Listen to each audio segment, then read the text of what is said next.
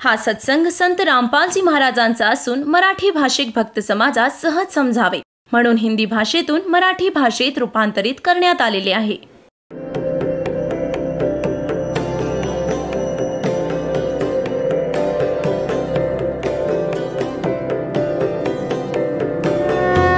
और ज्ञान सब ज्ञान डी कबीर ज्ञान सो ज्ञान और जैसे घोड़ा तोब कायम करता चले मैदान. जगद्गुरु तत्वदर्शी संत रामपालजी महाराजांचे अमृत वचन सर्व पवित्र धर्मांच्या व पवित्र शास्त्रांच्या आधारावर.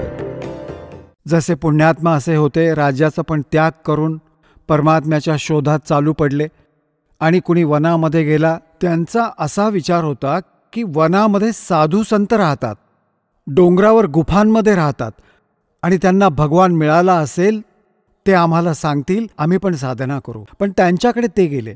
त्यांनी जसे त्यांना मार्गदर्शन केले तशी त्यांनी साधनासुद्धा केली. त्यांच्याद्वारे सांगितली गेलेली साधना आणि भक्तीने काय बेनिफिट झाला? राजा बनून गेला, इंद्राचे स्वर्गाचे राज्य प्राप्त झाले. पण समय जेव्हा पुरा झाला त्याच्या राज्याचे त्याचे पुण्य समाप्त झाले आणि परत पृथ्वीवर आला. मग पृथ्वीवर राजा बनला. राज्य खासने पूर्ण झाल्यावर परत इथे पृथ्वीवर कुत्रा गाढव डुकराची योनी प्राप्त करून इथे भटकत राहिलाय. तर काय सांगतायत? कोटि जन्म तन बरमत होगे और कुछ नहीं हाथ लग्या रे. आता आपण सगळे जोपर्यंत सत्संग नाही ऐकत, आपल्याच विचारांमुळे समाजाकडून ऐकलेल्या त्या ज्ञानामुळे आपण कुठल्या रंगाने रंगलो होतो. घरे बांधली, उत्तम कार घेतली आणि चांगली प्रॉपर्टी बनवली आपल्या मुलांसाठी. आता त्याचा मृत्यू होईल. ते घर आणि ती कार त्याच्या कुठल्या कामी आली? थोड्या दिवसानंतर मुले पण दुर्घटनेत किंवा कुठल्या रोगाने मरण पावली, घर तिथेच राहिले. तर सांगण्याचा भाव असा आहे, परमात्मा सांगतात की कोट जन्म तन बरमत होगे कुछ नहीं हाथ लग्या रे. इथे मृत्यू होईल. पुण्य पापाच्या आधारावर स्वर्ग आणि नरकात गेला. तिथे आपला समय जेवढा निर्धारित होता, स्वर्गाचा पुरा केला, मग नरकात, नरकाच्या निर्धारित समय पूर्ण केला, मग 80 लाख योनी भोगण्यासाठी पृथ्वीवर, आणि पृथ्वीवर आता परत कुत्रा बनला. कुत्र्याचा समय पूर्ण होताच गाढवाच्या योनीत, गाढवाचा पुरा होताच डुकराच्या योनीत. आता इथे गरीबदास साहेबजींनी सांगितलंय, आगे गए ना बावडे और रहते भी सब्जा. बावडे म्हणजे परत आले. और रहते भी सब्जा और बिन साहेब की बंदगी की तर ठेव ठिकाणा ना. आता जसे इथे पुण्यपाप केले, पुण्याच्या आधारावर स्वर्गात गेले. आत्ताच आपल्याला सांगितलं स्वर्गाचा समय पुरा होताच बळाने बायफोर्स, जसे इथे जबरदस्तीने मृत्यू तुम्हाला दिला जाईल, असे जबरदस्तीने तिथून मृत्यू करवून तुम्हाला नरकामध्ये. नरकाचा समय पूर्ण होताच सांगतात चला गाढवाच्या योनीत. गाढवाचा समय पुरा होतात चला कुत्र्याच्या योनीत. त्याचा पुरा होतात चला डुकराच्या योनीत. तर पुण्यात्म्यांनो, परत एक टर्न वाईज, एक नंबर, एक मनुष्य जीवन परत मिळते प्राण्याला 84 लाख योनींचे कष्ट भोगल्यानंतर. तर त्याच्यामध्ये जर संत नाही मिळाले आणि हा मार्ग नाही मिळाला तर परत तेच चला तर त्याच चक्रात परत पडाल. पुरा प्रोसेस आहे ही 84 लाख योनींमध्ये फिरण्याची. तर ह्यासाठी सांगतात कोट जन्म तन बरमत होगे कुछ ना हाथ लग्या रे. और कुकर सुकर खरबया बोरे कौवा हंस बगारे. कोटि जन्म तू राजा की न मिटी न मन की आशा और भिक्षुक होकर दर दर घूम लिया मिला ना निर्गुण रासा. तुम्ही असे पण साधक झाले असाल कोणत्या जन्मात, जसे घर सोडून गेले आणि मग कारण की घर सोडून जंगलात जाऊन बसले आणि जंगलात भूक लागली, वनातून परत आला, भिक्षा मागितली. अशी पण पुण्यात्मांची माहिती आम्हाला मिळाली की हा अशी साधना करत होता. गावातून खाणं मागून आणत होता, ओली कोरडी जशी कोणी देईल तशी, आणि 1-2 रोटी खायचा, बाकी टांगून ठेवायचा कपड्यात बांधून वृक्षावर. ती वाळून जायची. 2-3 दिवस त्यांनाच भिजवून खायचा. मग दुसऱ्या तिसऱ्या दिवशी परत मागायला जायचा. तर परमात्मा म्हणायचे, तुम्ही असे पण साधक झाला असाल जे अशा श्रद्धेने असे संयमी पण होते, आणि ज्या कारणाने तुम्हाला काय मिळाले? इंद्र कुबेर ईश की पदवी ब्रह्मा वरुण धर्मराया विष्णुनाथ के पुर को जाके तू फिर भी वापस आया. अशी साधना, असे खूप वैराग्य बनवून, सगळे काही त्यागून, इतके संयमी राहून, कठीण साधना करून सुद्धा तुला काय मिळाले? इंद्र कुबेर वरचे देवता बनवून टाकले. इंद्र कोणाला म्हणतात? स्वर्गाच्या राजाला. आता पुण्यात्म्यांनो, आपण तर इथे MLA MP सरपंच पण बनल्यावरती समजतो की आपण काय बनून गेलो. अजाणतेपणाने, बिगर ज्ञानानेही बडबड करतो प्राणी.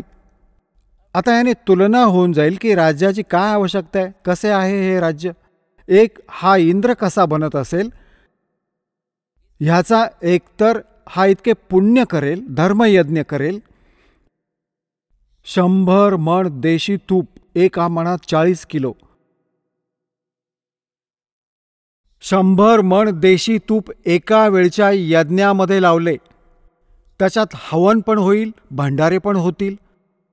आता जसे ज्याच्यात 100 मण तूप म्हणजे 4000 किलो जसे तूप लागले, तर तिथे अन्य खर्च किती होईल? आटा, मीठ, मिरची डाळीचा, तर त्याची तर गणतीच नाही.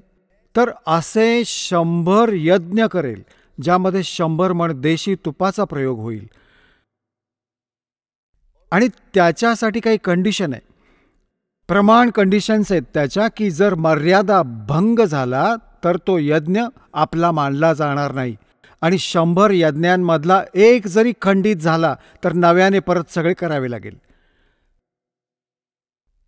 त्याने काय मिळेल? इंद्राची पदवी मिळेल. इंद्राचे म्हणजे स्वर्गाचा राजा इंद्र असतो, जसे प्रधानमंत्री माना भारताचा राजा. तर ह्या प्रयत्नाने, ह्या क्रियेमुळे त्याला इंद्राची पोस्ट मिळेल.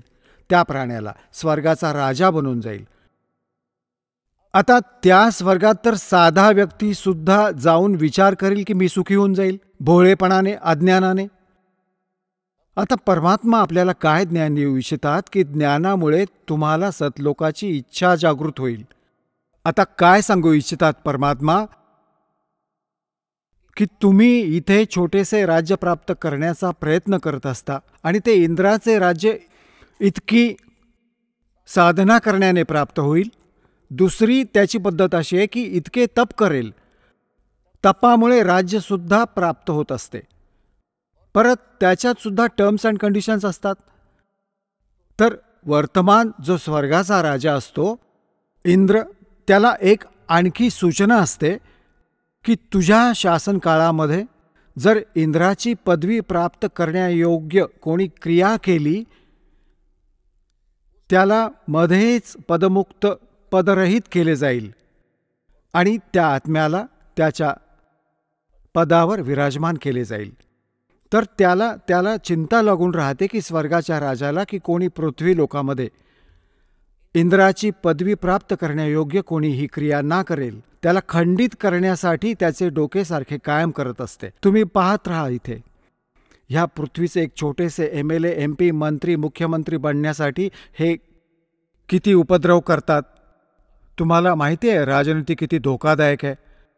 आणि तिथे पण तीच राजनीती, तो इतक्या खालच्या स्तराचं काम करतो इंद्र, विचार पण नाही करू शकत. आपल्या पत्नीला सुद्धा पाठवून देतो आपल्या स्वार्थसिद्धीसाठी कुठल्या गैरपुरुषाकडे. तर खाक हे राज्य, खाक ही राजनीती. तर असेच एक मार्कंडेय नावाचे ऋषी बंगालच्या खाडीत तपस्या करत होते. इंद्राचे दूत म्हणजे त्याने गुप्तचर सोडलेले असायचे पृथ्वीवर. त्यांचे देवता इथे गुप्त रूपात फिरत असतात, आणि त्यांचे असे सूक्ष्म शरीर असतात. हे खूप लांबलचक होऊन जाईल जर मी हा दुसरा चॅप्टर सुरू केला तर, कारण की तुम्ही आजचं ज्ञान तर ऐकलंच नाही. त्या अज्ञानाला ज्ञान मानून ग्रहण करून ठेवलंय. पण सिम्पलचं इतकंच सांगेन की त्याचे दूत गुप्तचर CID वाले फिरत असतात आणि त्यांना पत्ता लागला की एक असे ऋषी, मार्कंडेय नावाचे ऋषी, खूप वेळापासून बसलेत, तपस्या करत आहेत. इंद्राला चिंता लागली की ते तुझी गादी ना हिरावून घेतील. ते तपभंग करण्यासाठी, साधना डिस्टर्ब करण्यासाठी त्याने एक उर्वशी पाठवली. एक स्त्री आली खूप सुंदर, आणि तिने त्या ऋषींसमोर थोड्याशा दूर अंतरावर डान्स करायला सुरुवात केली, नाचणं सुरू केलं. आणि तिथे एका सिद्धीने तिथलं वातावरण असं बनवलं जसं ना गरमी ना थंडी, आणि सुगंध उठतोय जिथे चारही बाजूंनी असं वाटलं. खूप मनमोहक वातावरण बनवलं. आता ती नाचते आहे. मार्कंडेय ऋषींचे अर्धे डोळे उघडे आहेत, अर्धे बंद आहेत. जेव्हा तिचे सगळे डान्स करून झाले, शेवटी ती निर्वस्त्र झाली, तेव्हा मार्कंडेय ऋषी म्हणाले, हे बेटी, हे माई, हे भगिनी, आपण इथे कशासाठी आलात? तेव्हा उर्वशीने कपडे घालत सांगितले की हे ऋषी, माझे हे रूप पाहून अन्य ह्या वनखंडाचे, ह्या वनाचे, ह्या डिव्हिजनचे, ह्या तुकड्याचे जितके काही अन्य ऋषी महाऋषी आहेत ते तर डळमळून गेले आणि आपले तप सोडून उभे राहिले मला पाहायला. पण नाही माहिती की तुमची समाधी कुठे गेली होती. हे तुम्हालाच माहिती. तुम्ही डगमगला नाहीत.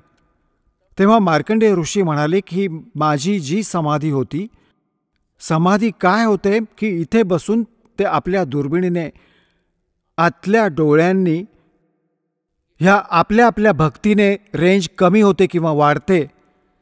ते सांगतात की मी ह्या ब्रह्मलोकामध्ये मी नाच बघत होतो आणि तिथे नाचणाऱ्या स्त्रियांची तुझ्यासारख्या तर 7 दासी होत्या.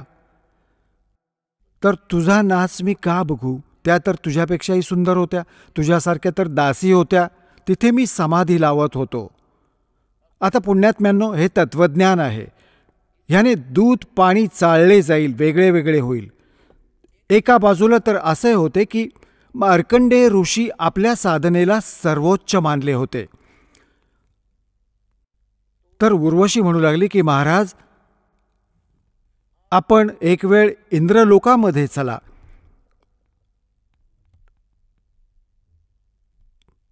तर मार्कंडेय ऋषी म्हणाले की तुझ्यापेक्षा कोणी अजून सुंदर असेल तर पाठव, ती पण ट्राय करून घेईन.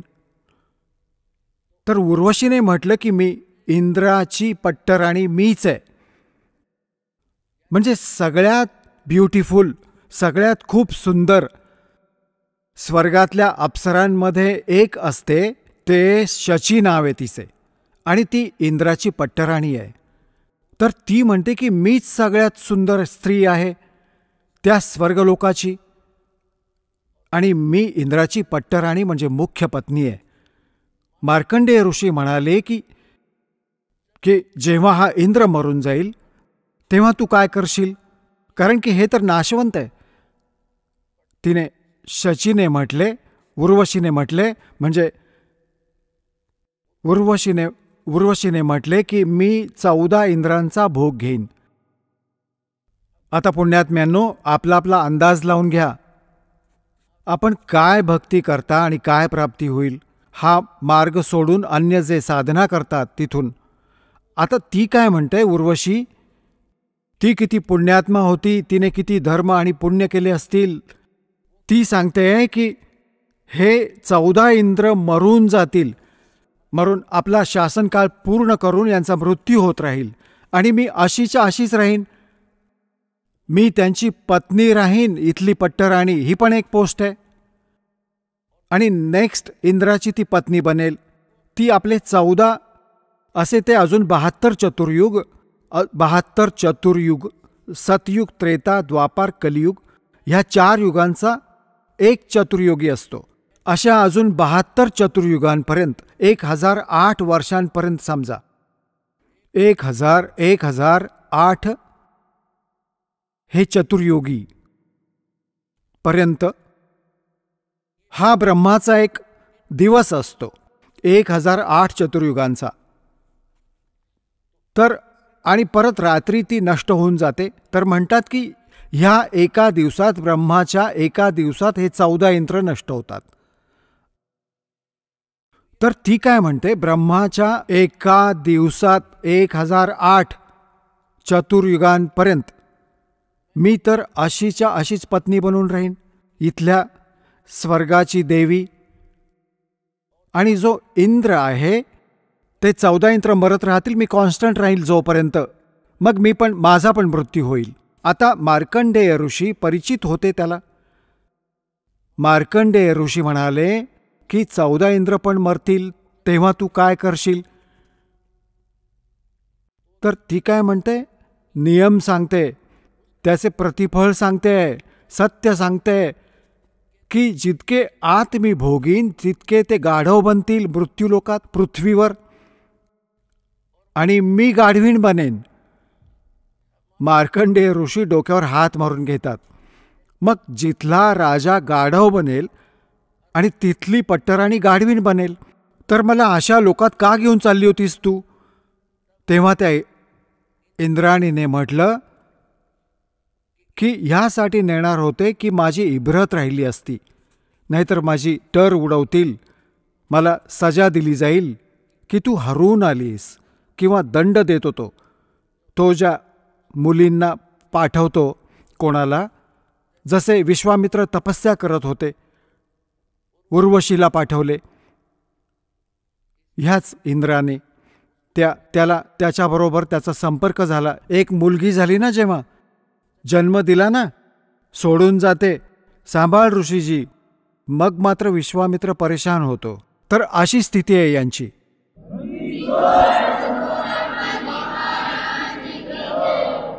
तर ती काय म्हणते की आपली इब्रत राखण्यासाठी, आणि असा तो इंद्र ह्या ऋषींना, मुलींना, ज्यांना स्वर्गात सुखी मानतात, स्वर्गात सुख होत असते, त्यांचा तो नोकर आहे त्याचे सारे, त्या इंद्राचे, आणि त्यांना बायफोर्स पाठवतो की जा त्यांचा धर्मभंग करून ये, नाहीतर तुला सजा देईन. तिथे स्त्रियांना चापकाने मारले जाते, जे स्वर्गाचे रहिवासी म्हणवतात. ह्या भीतीमुळे ती म्हणते की मला जी आज्ञा होईल, सजा दिली जाईल, तुम्ही एक वार चला तर. तेव्हा मार्कंडेय ऋषी म्हणाले होते की कशासाठी घेऊन जाणार होतीस? की आपली इब्रत राखण्यासाठी. ते तिला म्हणाले की तू पण हरून आलीस, सर्वात सुंदर होती, सगळ्यात शक्तिशाली होती. तेव्हा पर मार्कंडेय ऋषी म्हणाले, हे भोळी आत्मा, तू आजही गाढवी, कारण की 14 इंद्र भोगतेस, आणि मृत्यूनंतर तू स्वीकार करतेस तू परमनंट गाढवीण. तर मग गाढवणीची इब्रत असते का कधी? आणि इब्रतीची ठेकेदार बनून बसलेस, निघ इथून.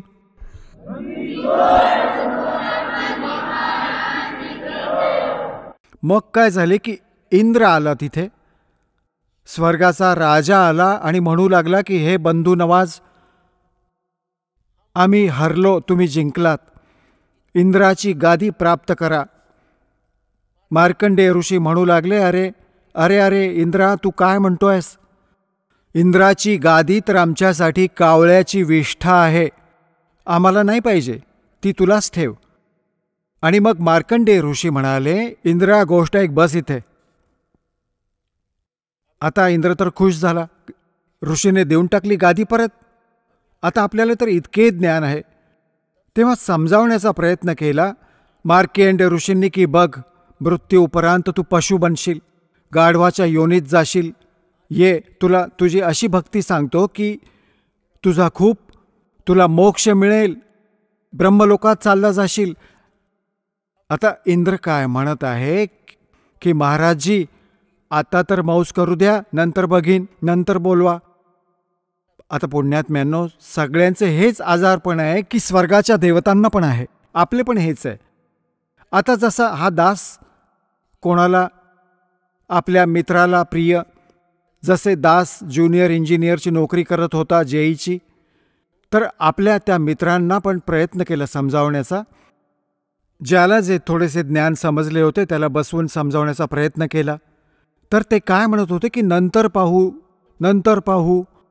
नंतर काय बघणार, गाढव बनल्यावर तर कुंभार बघेल तुला.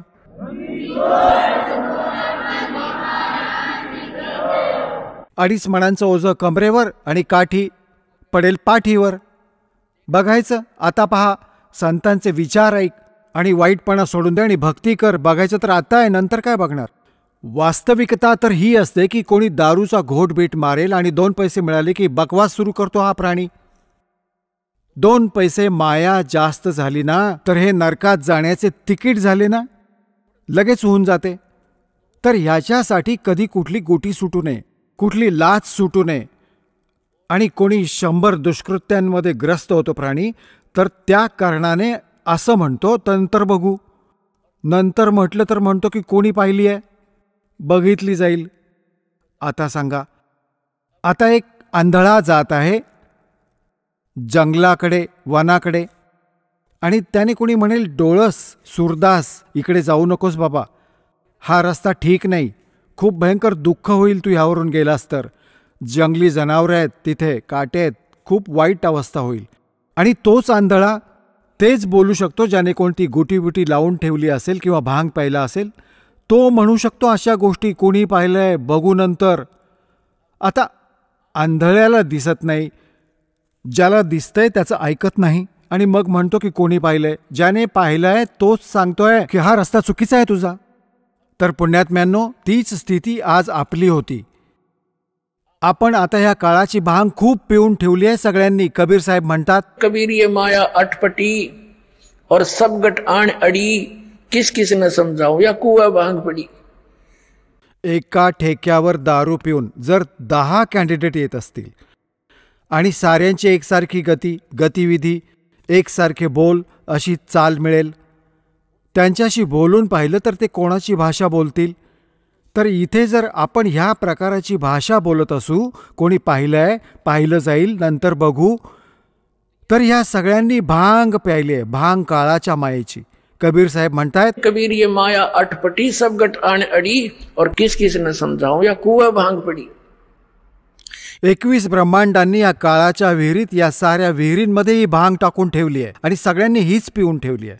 आणि हेच ज्ञान ग्रहण आहे. मग स्वर्ग प्राप्ती करीन, MLA बनीन, MP बनीन, गाढव बनून फिर आणि मग बघ काय बनेल तुझं. तर हे ज्ञान तुम्ही फायनल मानावं लागेल. हे काही डूम भाटाचं गीत नाहीये की कधी कोणी गाऊन दाखवेल 2 रोटी मिळवण्यासाठी. नाही, हे समर्थांकडून आलेलं सांगितलेलं ज्ञान आहे. हे फायनल समजून घ्या.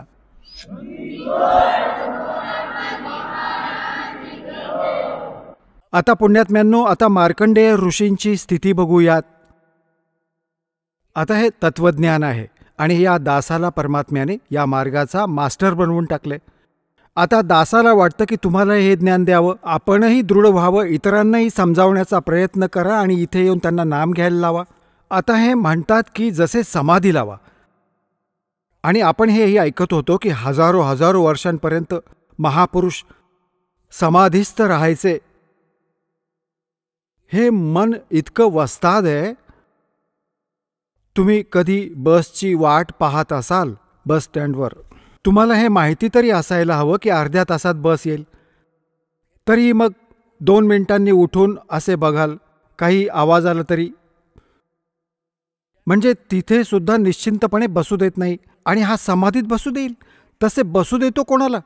जसे तुम्ही सिनेमा बघायला जात होतात, आता नाही जायचे, तर तिथे 3 तासांचा पत्ता नाही लागत, कारण तिथे नवे सीन्स बघायला मिळत असत.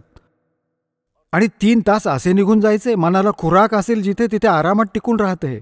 आणि 3 तास संपायचेच लगेच. टाईम बघितला तर 3 तास 10 मिनिटांसारखे वाटले. आता जे हे समाधी लावण्याचे ढोंग करतात, यांच्याविषयी सूक्ष्म वेदामध्ये सांगितलंय परमात्म्याने के डंब करें डोंगर चढ़े अंतर झिन्नी चूल और जग जाने बंदगी कराइए बोल सोल बबूल. जसे हे पाहिले असतील, संत साधू डोंगरावर किंवा किल्ल्यासारख्या उंच जागी बसतील, वृक्षाखाली, आणि समाधी असे बसत असत, आसन पद्म लावून. तर दुरून दिसायचे की हा कोण बसलाय. नगरवासी बघायचे की बाबा महात्मा बसलाय, तपस्या करतोय, मग लाईन लागायची माथा टेकण्यासाठी. तर परमात्मा म्हणतात डंब करें. सोंग, सोंग म्हणजे देखावा करतात, ढोंग करतात, अवडंबर करतात. दंब करें, डोंगर चढ़े. डोंगरावर बसतात, उंच जागी बसतात. और अंतर्जिनी झूल. आत मात्र सगळे दुर्गुण आहेत. आणि जग जाणे भक्ती करे, यो बोवे सूल बबूल. आता मार्कंडेय ऋषी जे समाधिस्थ झाले होते, खूप दिवस बसले होते, ते काय पाहत होते, त्यांनी स्पष्ट करून टाकलं होतं की जिथे माझी समाधी होती, जिथे मी डान्स बघत होतो आणि तिथे ब्रह्मलोकामध्ये माझी समाधी पोचली होती, तिथे नाचणाऱ्या इतक्या सुंदर स्त्रिया आहेत, तुझ्यासारखी तर तिथे बंदी नोकर होती त्यांची. तर हे मन असं टिकून राहिलं होतं त्या ऋषींचं. आता जसे पुण्यात्म्यांनो आपल्या शरीरात चॅनेल लागलेत, चॅनेल, हे चॅनेल जे आहेत ते कसे आहेत, जसे कमळ आहेत आपले, चक्र, चक्र म्हणतात शरीरातलं चक्र, मूळ चक्र, मग स्वाधिष्ठान चक्र, यांना कमळ पण म्हणतात संत, आणि मग नाभी चक्र, मग हृदय चक्र, आणि कंठातलं कमळ चक्र, आणि मग त्रिकुटी चक्र, त्रिकुटी कमळ. तर हे काय आहेत, असं समजा की एका टेलिव्हिजनच्या चॅनल लागले आहेत. तर जो चॅनेल तुम्ही ऑन कराल, वर्किंगमध्ये कराल, त्या टी व्हीमध्ये ज्या स्थानावरून तो प्रोग्राम रिले होत असेल ते स्थान तर कुठे दुसरे आहे, आणि दिसतंय टी व्हीमध्ये ॲज इट इज दिसतंय. तर असं या ऋषींनी हठयोग केले. खूप आयुष्य होतं तेव्हा सतयुगात, लाख वर्षांचं वय होतं, आणि त्रेतामध्ये त्यापेक्षा कमी होत जायचं, 10,000 वर्षांचं वय असायचं, आणि द्वापारमध्ये 1,000 वर्षांचं. प्रारंभी जास्त असायचं, लास्टमध्ये 1,000 अंत होत असायचा. आणि कलियुगामध्ये ही आपली लास्टमध्ये 20 वर्षांचंच वय राहील, आणि सुरुवात ह्याची अशीच काही शेकडो वर्षांपासून झाली आहे. आता काय झालं, ते काय बघत होते, त्यांचा चॅनेल ऑन झाला होता, आणि त्याच्यात काय दिसत होतं, ब्रह्मलोक. ब्रह्मलोकात डान्स बघत होता, आणि कधी काही दिसतंय, कधी कुठे झरे दिसत आहेत, कुठे अशी स्वारी जात आहे, कुठे नाच होत आहेत, कुठे झरे वाहत आहेत, हे बघत राहत असतात. तर हे मन टिके ना टिके टिकवले त्यांनी. आता त्यामुळे काय होतंय, हे ऋषी लोक त्याबरोबर ओम नामाचा जप करत असत. तर ह्या ओम नाम जपाने आणि या हठयोगामुळे काय होईल, ओम नाम जपामुळे मार्कंडेय ऋषी ब्रह्मलोकात जातील. उसके ब्रह्मलोक तक की साधना हो चुकी थी. गीताजी अध्याय नंबर 8च्या श्लोक नंबर 16 मध्ये स्पष्ट केलं आहे की ब्रह्मलोक पर्यंत सगळे लोक पुनरावर्तीमध्ये आहेत. तिथे गेलेल्यांना सुद्धा जन्ममृत्यू असतो. आता मार्कंडेय ऋषी आपल्या साधनेला मोक्षदायक मानत होते, सगळ्यात उत्तम मानत होते, त्यापासून त्यांना सुद्धा काही नाही मिळालं. आता पुण्यात्म्यांनो, ज्याप्रमाणे गीताजी अध्याय नंबर 4च्या श्लोक नंबर 25 पासून 30 पर्यंत हा निष्कर्ष दिलाय की जो कोणी साधक जी साधना करत असेल तो आपल्या साधनेला पापनाशक मानून बसलाय.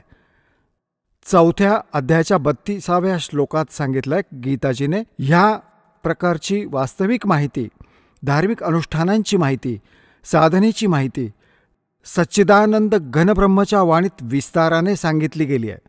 ते तत्वज्ञान आहे. 4थ्या अध्यायाच्या मग 34व्या श्लोकात सांगितले की ते तत्वज्ञान तू तत्वदर्शी संतांच्या जवळ जाऊन समजावून घे. त्यांना दंडवत प्रणाम करण्याने, विनम्र होऊन कपट सोडून सरळतापूर्वक प्रसन्न करण्याने तो तत्वज्ञानी दर्शी ज्ञानी महात्मा तुला त्या तत्वज्ञानाचा उपदेश करतील. त्यांना विचार जाऊन, ते गीता ज्ञानदात्याला सुद्धा माहिती नाहीये. तर हे मार्कंडेय ऋषी आपल्या साधनेला उत्तम मानत होते. आता परमात्म्याच्या त्या तत्वज्ञानाने त्या मापाने मापून बघितलं त्यांनी. काय सांगितलंय? इंद्र कुबेर ईश की पदवी ब्रह्मा वर्ण ध्रुवराया, विष्णुनाथ के लोक को जाके तू फिर भी वापस आया. हे ब्रह्मलोकापर्यंत गेलेले प्राणी पण परत येतात. तुम्ही प्रमाण पाहिलंय 8व्या अध्यायाच्या 16व्या श्लोकात गीतेमध्ये. मग काय सांगतात? असंग जन्म तन मर्त्या होगे जीवित क्यों न मरे रे, द्वादश मध्य महल मठ बोरे बहुर न दे धरे रे. असंग जन्म तन मर्त्या होगे जीवित क्यों न मरे रे. आता जिवंत मरण काय आहे पुण्यात्म्यांनो? एक तर इच्छांचे दमन करणे. हे इच्छांचे दमन सगळ्यांचे नाही होऊ शकत. ह्या ज्ञानाने आणि परमात्म्याच्या ह्या भक्ती माध्यमाच्या साधनाने आणि परमात्म्याचा सहयोग तुमच्याबरोबर राहील तेव्हा या इच्छा संपतील. तशा नाही होणार, ह्या ज्ञानाने होतील. आता काय सांगतात? जसे तुम्ही पण सत्संगाकडे चालू लागता, हा काळ न जाणे किती बाधा पैदा करेल. बाकी कुठल्या संतांकडे जा, नो प्रॉब्लेम, कारण की त्यांना माहिती आहे की तिथे गेला रे गेला की गेला कामातून. आता त्यावेळी असा विचार करा की किती हानी व्हायची आहे. विचार वाटते आहे की काय माहीत, हे होईल ते होईल असे घाबरवतील तुम्हाला. मग भगवान कोणाला म्हणतात? असा विचार करा. आता जसं नाईट सर्व्हिससाठी जात असेल एखादी व्यक्ती आणि सकाळी घरी यायचा होता, नाईट सर्व्हिसला अशासाठी गेला होता की लवकर काम करून परत येईल, कुठलं घर बांधत होता, कुठल्या कामासाठी जायचं होतं. रस्त्यातच ती नाईट सर्व्हिसवाली बस दुर्घटनाग्रस्त झाली, त्याला मृत्यू प्राप्त झाला. आता ते जीवन पण गेलं आणि ते घर पण गेलं. हा दास तुम्हाला बऱ्याच वेळा सांगतो की तळवंडी भाई एक कसबा आहे, फिरोजपूर जिल्हा पंजाबमध्ये. तिथे दासाचे पूज्य गुरुदेवजी राहायचे. यांचे खूप शिष्य आहेत आणि दास पण तिथे त्यांच्या सतलोक गमनानंतर एका रविवारी तिथे सत्संग करत असायचा. तिथे गुरुदेवजींच्या शिष्यांचे काही नातेवाईक आलेले होते. कुठल्या तरी म्हातारीच्या मृत्यूचा शोक व्यक्त करायला. ते शनिवारी जाऊ लागले, शुक्रवारला आले होते. तर आमच्या त्या भक्तांनी म्हटलं की तुम्ही सत्संग ऐकून जा, उद्या रविवार आहे, थांबा, 9 वाजता सत्संग होईल, 2 तास सत्संग ऐका. तो म्हणतो मी खूप ऐकलेत सत्संग आणि मला खूप घाई आहे. तर त्या भक्तांनी सांगितलं की तुम्ही सत्संग तर खूप ऐकले असतील पण असा नसेल ऐकला, तुम्ही अवश्य ऐका. आता नातेवाईक तर प्रार्थनाच करू शकतात, जबरदस्ती नाही करू शकत. त्याने नाही ऐकले. तो म्हणाला की माझं एक ॲग्रीमेंट होणार आहे एका पार्टीबरोबर, त्याच्यात मला 5 लाख रुपयांचा फायदा होईल. 1997ची गोष्ट आहे ही. 1997मध्ये 5 लाख म्हणजे आत्ताचे 1 करोड समजा. आता त्याने नाही ऐकले. संध्याकाळच्या वेळी जाऊ लागला शनिवारी, म्हणजे थोडासा दिवस बाकी होता. अंबाला जवळ येऊन एक चंदीगडच्या जवळ जाऊन एक ट्रक उभा होता लोखंडी सळ्यांनी भरलेला, लोखंडी सळ्यांचा, आणि त्याच्यात काही डिफेक्ट झाला होता. मागच्या चाकांमध्ये 2 चाकं काढली होती, बॅगची 4ही, पुढची उरलेली चाकं राहिली होती 2च, आणि मागे जॅक लावला होता. आता त्याला तर ते 5 लाख दिसत होते. मारुती कार होती, पूर्ण परिवार होता. तिथे ट्रकच्या खाली घुसली स्पीडमध्ये. पहिला तो जॅक पडला, तो पुरा लोडेड ट्रक त्याच्यावर पडला. 4चे 4ही सदस्य तिथेच मरण पावले. आता काय चाटतो त्या 5 लाखाच्या फायद्याला? डोक्यावर धर त्या घराला. परमात्मा म्हणतात, राम नाम कड़वा लगे ये मीठे लगे दामे, दुविधा में दोनों गए माया मिली नारामे. आणि जर तो थांबला असता, म्हणतात संत सन में आणते आई टळे बला, और जब मस्तक में सूरी हुआ काटे में टल जा.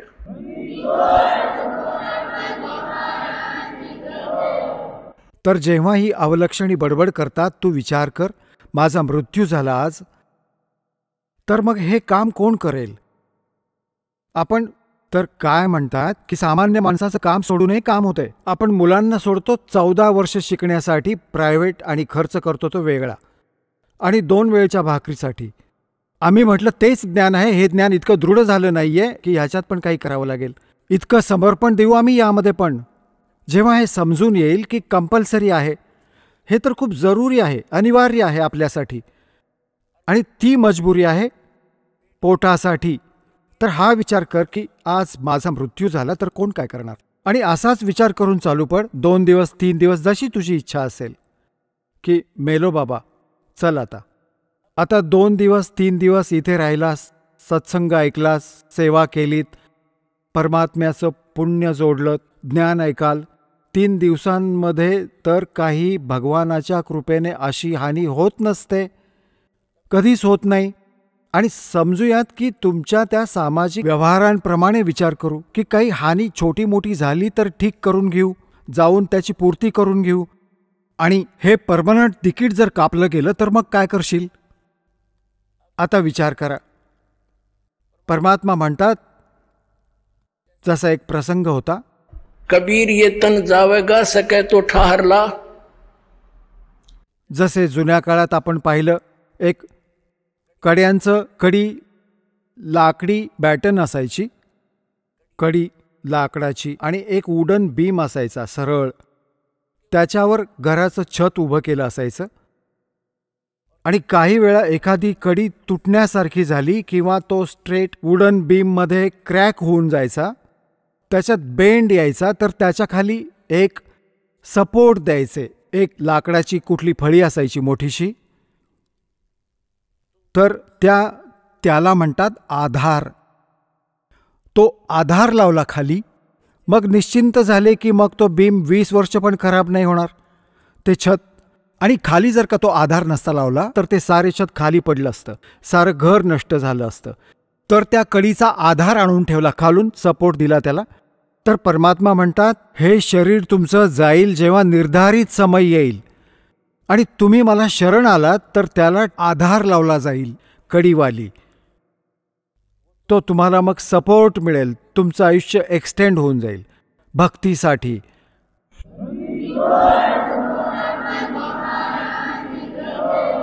आता कबीर परमात्मा म्हणतात, कबीर ये तन जावेगा और सके तो ठहरला. लावू शकत असलास तर लाव हा सपोर्ट, लावून टाक हा आधार.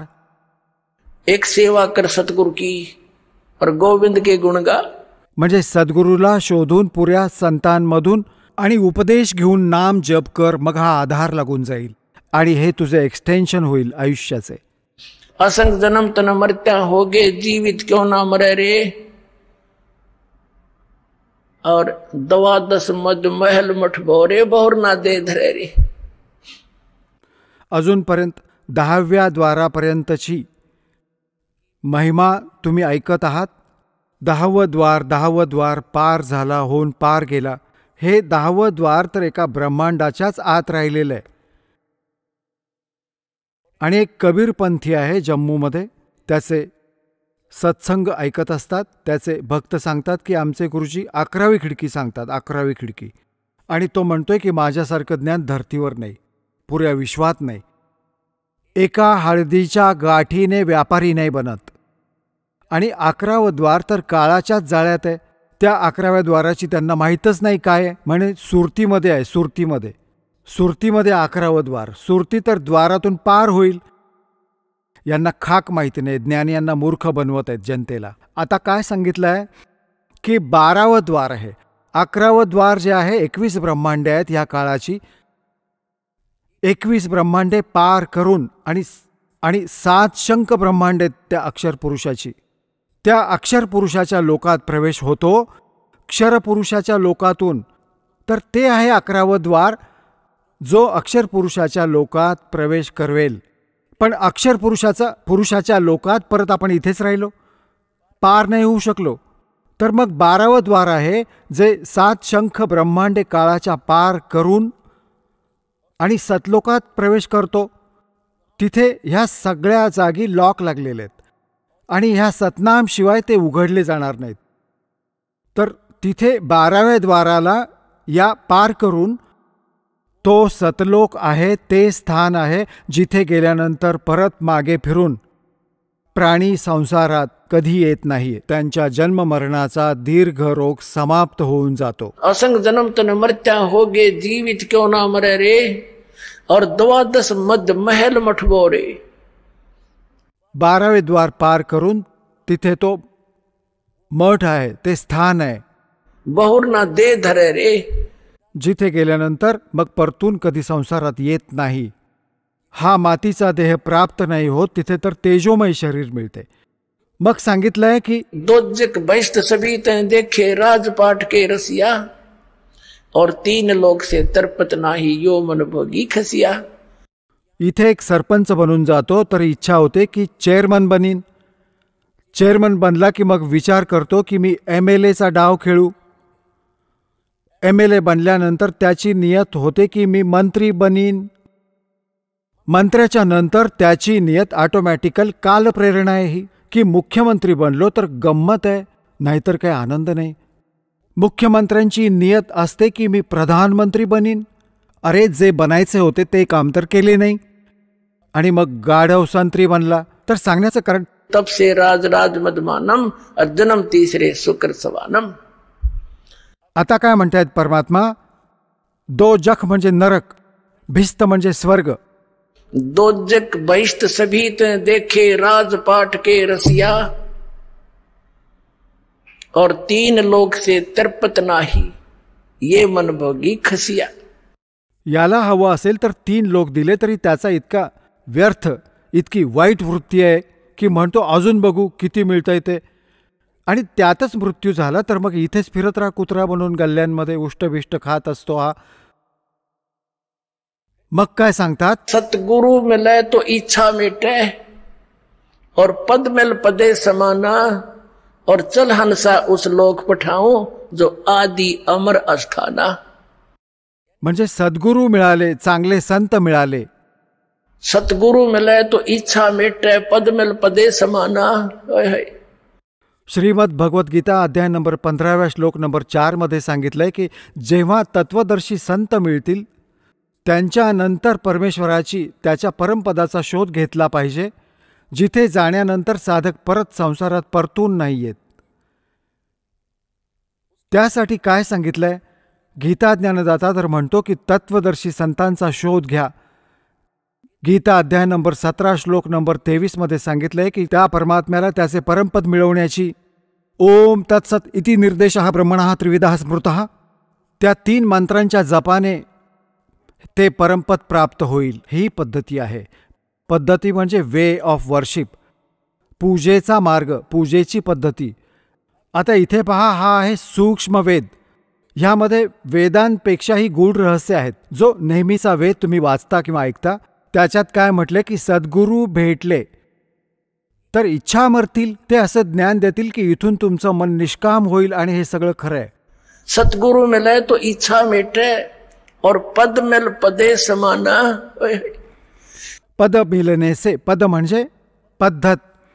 ह्या 3 मंत्रांचा जप ही पद्धत आहे.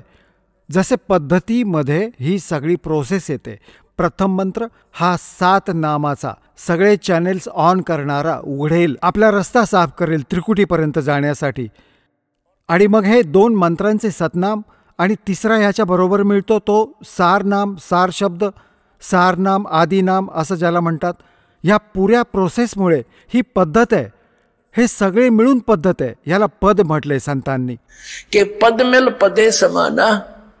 म्हणजे ही पद्धत जेव्हा मिळेल, पूर्ण प्रोसेस भक्तीची ॲक्युरेट, तेव्हा त्या पदात सामावले जाल, जिथे जाण्यानंतर त्या परमपदाची प्राप्ती होईल, जिथे जाण्यानंतर साधक परत कधी संसारात परतून येत नाही.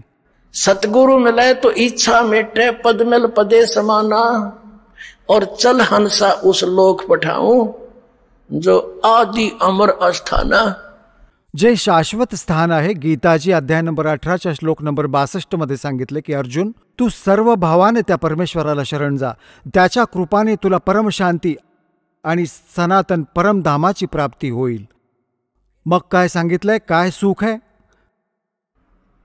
4 मुक्ती जा चंपी करती, जे ह्या इथे तुम्ही चौथी 4 मुक्ती मानता ह्या नकली लोकांमध्ये, आणि हे तर अस्थायी आहे, कोणाचीच होत नाही. तिथे गेल्यानंतर सुद्धा चौथी मुक्ती प्राप्त झालेला प्राणी सुद्धा परत जन्ममृत्यूच्या मध्ये येतो, आणि तिथे हे सुख तुझ्याजवळ सदोदित मिळेल. 4 मुक्ती जा चंपी करती, म्हणजे तुझ्या दासी बनून उभ्या राहतील, तुझ्या सेवेत हजर ह्या सुविधा पडून असतील तुझ्या चरणांपाशी तिथे सदा. 4 मुक्ति जा चंपी करती, माया होरी दासी, और दास गरीब अभय पद पर से, वो मिले राम अविनाशी. ओए होए.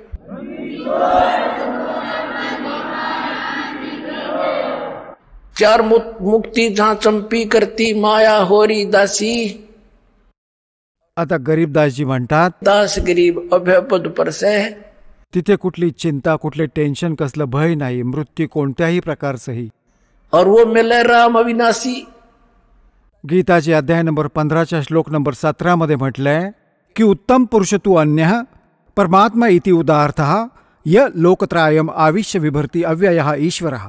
तो अविनाशी भगवान, तो परमाक्षर ब्रह्मा आहे, तो कबीर देव आहे, तो कबीर परमात्मा आहे, आणि ह्या साधनेने मिळेल जे दास सांगेल हे कुठेच मिळणार नाही. बोलो सतगुरुदेव.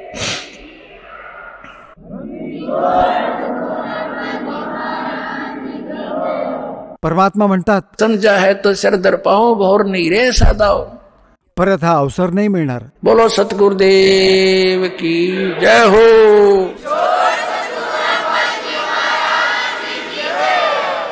चला आता आपण त्या श्रद्धाळूंचे अनुभव जाणून घेऊया ज्यांनी जगद्गुरु तत्वदर्शी संत रामपालजी महाराजांकडून नामदीक्षा प्राप्त केलेली आहे, तसेच त्यांच्याद्वारे सांगितलेल्या भक्ती मार्गावर चालत आहेत. नमस्कार. नमस्कार सर. आपलं नाव? अर्चना ज्ञानेश्वर काटकर. आपण कुठून आलात? मी गाव मलठण, तालुका फलटण, जिल्हा सातारा, महाराष्ट्र इथून आलेले आहे. आपला व्यवसाय काय आहे? मी शाळेत शिक्षिका आहे. संत रामपालजी महाराजांची गुरुदीक्षा आपण कधी घेतली? संत रामपालजी महाराजांची गुरुदीक्षा मी 8 नोव्हेंबर 2015 या साली घेतली. संत रामपालजी महाराजांची गुरुदीक्षा घेण्या अगोदर आपण व आपला परिवार कोणती भक्ती साधना करत होतात? संत रामपालजी महाराजांची गुरुदीक्षा घेण्यापूर्वी मी पारंपरिक पद्धतीने सर्व देवी देवतांची पूजा करत होते. उदाहरणार्थ महादेवाची पूजा करत होते, दुर्गादेवीची पूजा करत होते, गणपतीची पूजा करत होते, लक्ष्मीदेवीची पूजा करत होते. सर्व देवी देवतांची मी पूजा करत होते. उपवास करणे, श्रावणी सोमवार धरणे, श्रावण महिन्यात शिखर शिंगणापूर, नागनाथवाडी, सोमेश्वरी येथे जाऊन शिवलिंगाचे दर्शन घेणे, गणपतीची उपवास करणे, संकष्टी चतुर्थी धरणे, मोरगावला जाणे, नंतर मार्गशीर्ष महिन्यात लक्ष्मी देवीची पूजा करणे, व्रत करणे, या सर्व देवी देवतांची मी भक्ती करत होते. पण भक्ती करत असताना एक प्रश्न मनात येत होता की मी माझ्या आजोबांच्या तोंडातून ऐकलं होतं की काळ आला होता पण वेळ आली नव्हती, कारण त्यांचा ॲक्सिडेंट झाला होता. पण ते त्याच्यातून वाचले होते, पण ते असेच म्हणत होते की काळ आला होता पण वेळ आली नव्हती. पण हे काळ कोण आहेत हे मला समजत नव्हतं. फक्त हा मनात प्रश्न असाच होता की काळ म्हणजे कोण. आणि हे प्रश्न भेडसावत असताना मी बाकीच्या देवी देवतांची भक्ती करत होते. जसं तुम्ही सांगत आहात की आपण पूर्वीपासूनच देवी देवतांची पूजा करत होतात, त्यांची उपासना करत होतात, परंतु आपल्या मनामध्ये जो प्रश्न होता काळ आला पण वेळ आले नाही, तर काळ कोण आहे या संदर्भात आपल्याला माहिती मिळत नव्हती. तर मला असं विचारायचं आहे की संत रामपालजी महाराजांचा जो मार्ग आहे, जे सद्ज्ञान आहे, ते आपल्याला कसं काय मिळालं आणि आपण त्यांच्या शरणात कसे आलात? मी देवी देवतांची भक्ती करत असताना माझी एक मैत्रीण आहे राधा यादव, हिने मला एक पुस्तक आणून दिलं. ज्ञानगंगा या नावाचं हे पुस्तक आहे. तर मी ते पुस्तक वाचत असताना 1-2 दिवस पुस्तक वाचलं की डोकं दुखायचं, त्याच्यामुळे मी पुस्तक बाजूला ठेवत होते. नंतर मग म्हटलं चला पुस्तक तर वाचून बघूयात, कारण ती फोन करत होती की म्हणायची की वाचलं का पुस्तक तू? तर मी ठीक आहे मी म्हणायची वाचत आहे मी, पण पुस्तक वाचायला घेतलं की डोकं दुखत होतं. त्याच्यामुळे आणि भीती वाटत होते की पहिले 2 शब्द होते की ते फक्त आपल्याला मृत्यूची जाणीव करून देत होते की हे असं आहे. त्याच्यामुळे मी नंतर काही विचार न करता पुस्तक वाचायला घेतलं. आणि पुस्तक वाचत असताना माझ्या हे लक्षात आलं की तिथं गीता अध्याय नंबर 15 मध्ये श्लोक 1 ते 4 तसा 16 आणि 17चा आशय आहे की अक्षर पुरुष एक पेड हे निरंजन बाकीदार तीनो देवा शाखा हे पातरूप संसार. हे ऐकून आल्यानंतर ह्याच्यामध्ये गीतेचं ज्ञान सांगितलेलं आहे आणि पुरावे पण दिलेले आहेत, पण असा विश्वास वगैरे नव्हता म्हणून आम्ही गीता वगैरे बघितली त्याच्यामध्ये. तर ते समजलं की हे 3 देवता आहेत, तर ते आपण त्यांचीच भक्ती करत आहोत. की ते 3 देवता कोण आहेत, तर ब्रह्मा विष्णू महेश आहेत आणि आपण यांचीच साधना वगैरे करत आहोत आणि त्यांच्याही वरती कोण आहे याचं काही आम्हाला माहीतच नव्हतं. पण ते पुस्तक वाचून संत रामपालजी महाराज यांनी लिहिलेलं जे पुस्तक आहे ज्ञानगंगा हे वाचून मला लक्षात आलं की ह्या 3 देवतांचे पण आई वडील आहेत. आणि त्याच्यामध्ये ना मला हे समजलं की काळ हा शब्द तिथं आला की शरपुरुष आहे. तो काळ म्हणजे कोण, तर ते मला पुस्तक वाचून मला समजलं की काळ म्हणजे हा 21 ब्रह्मांडांचा स्वामी आहे. आणि हे पुस्तक वाचून मला असं समजलं की आपल्याला जन्म आणि मृत्यू हा सर्वात मोठा रोग लाभलेला आहे. आपण जन्माला येतो, का येतो, आपण मरतो, का मरतो, ह्या प्रश्नांची उत्तर वगैरे मिळतच नव्हती आणि हे का आहे हे समजत नव्हतं. पण हे पुस्तक वाचल्यानंतर हे प्रश्न पडायला लागले की ब्रह्मा विष्णू महेश यांचे हे आई वडील आहेत, ते कोण आहेत. हे पुस्तक वाचून समजलं की दुर्गादेवी आणि काळ हे या ब्रह्मा विष्णू महेश यांचे आई वडील आहेत आणि त्यांच्याही वरती एक शक्ती आहे. ती शक्ती म्हणजे पूर्ण परमेश्वर कबीर साहेब आहेत. त्यांनी संत रामपालजी महाराजांनी त्याच्यातून सर्व पुराव्यासहित सांगून दिलेलं आहे की संत कबीर हेच जे 600 वर्षापूर्वी आले होते तेच पूर्ण परमेश्वर आहेत. त्याच्यातून मला असं समजलं की हीच खरी भक्ती आहे. आणि मग मी माझ्या मैत्रिणीला फोन केला, राधा हिला, की मला खरंच आता हे पटलेलं आहे की संत कबीर हेच पूर्ण ब्रह्मांडाचे मालक आहेत आणि तेच आपल्याला आपल्या संकटातून वाचवू शकतात. आणि मग मी तिला सांगितलं आणि मग आम्ही संत रामपालजी महाराज यांची नामदीक्षा घेतली.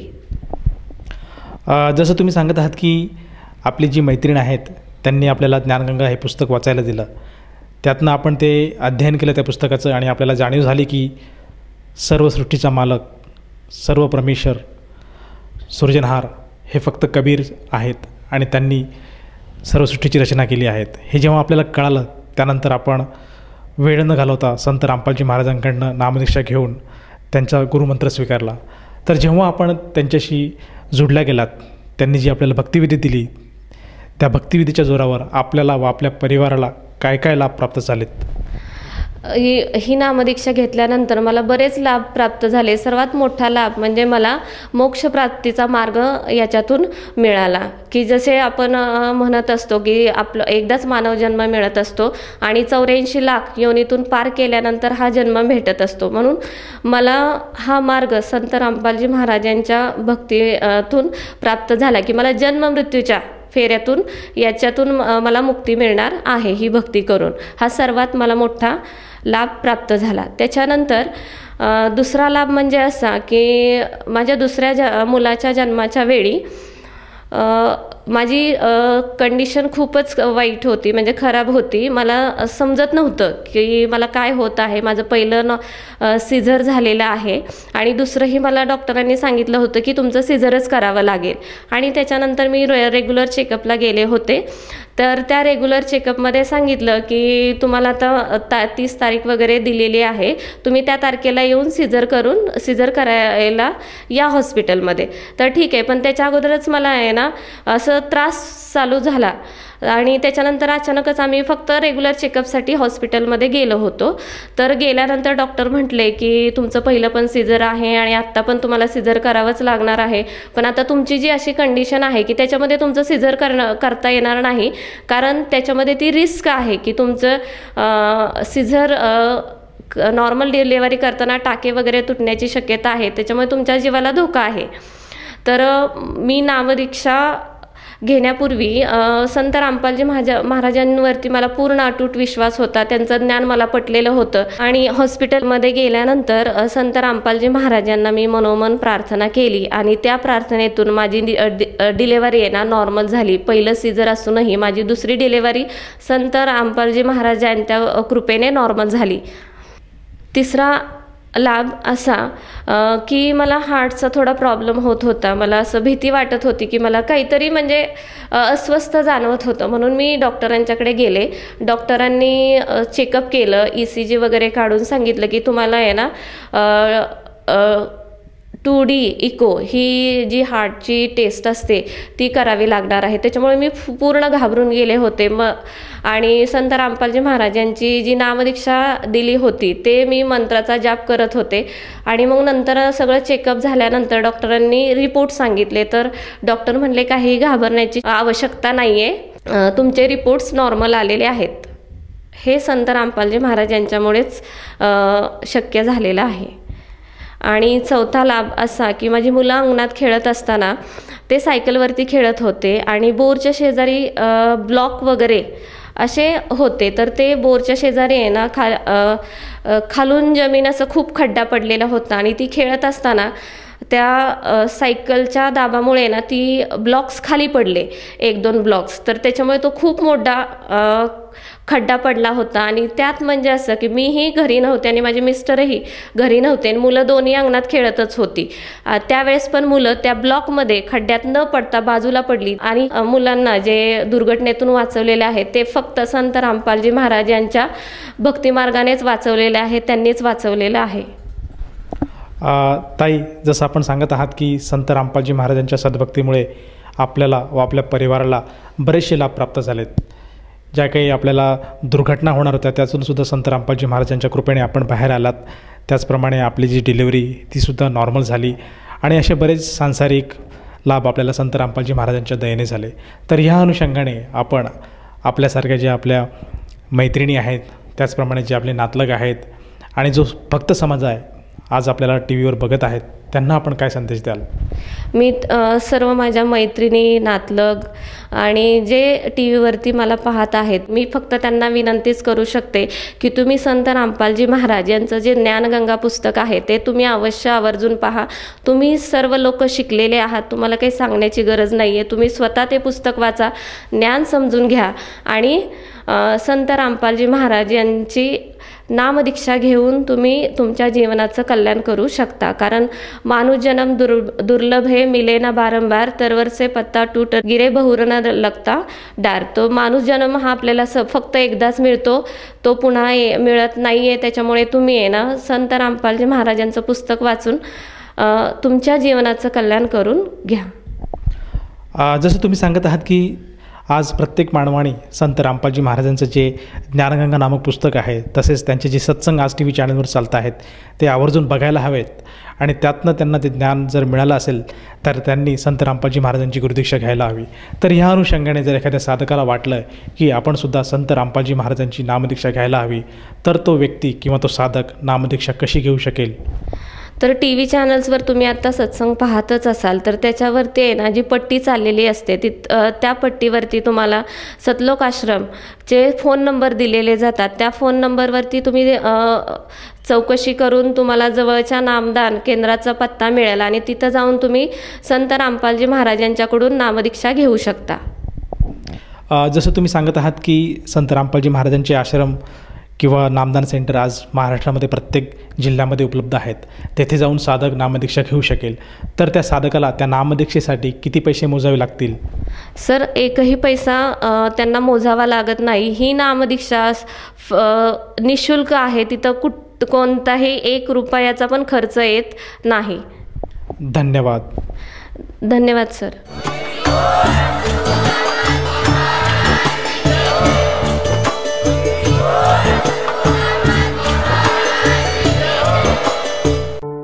आपण ऐकत होता जगद्गुरु तत्वदर्शी संत रामपालजी महाराजांचे मंगल प्रवचन. निशुल्क नामदीक्षा प्राप्त करण्यासाठी आणि अधिक माहितीसाठी संपर्क करा 7030303951 7030303952.